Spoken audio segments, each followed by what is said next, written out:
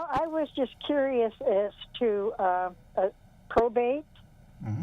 Sure. If I was to die and I had a house that was worth maybe $125,000 to $150,000, and that would be my only asset, Sure. would that have to go through probate? Okay, let me ask you this, Barbara. Is it the house just in your name? No, not right now, but it will be. I'm changing it. Okay, well, if it's just in your name, yes, it's going to have to go through probate.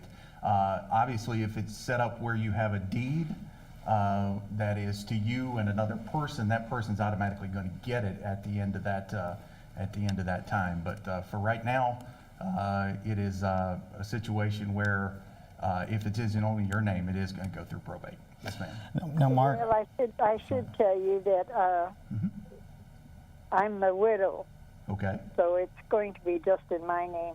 Yes, ma'am. And by operation of law, it already is. Well, as soon as your husband passed away, by operation of law, it already is in your name. So I would encourage you to seek some legal advice to see if you can get that resolved in a fashion that you might like to have upon your passing.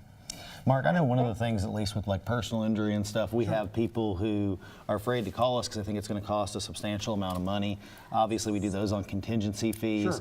Sure. When we're talking about will and estate planning, that kind of stuff, that's generally going to either be done by the hour or a flat fee. Is that right? That's correct. And actually, most of them that I will do will be flat fee bases. We will work out some sort of a reasonable flat fee arrangement that we will do the work for you, and you'll consult with us in our office.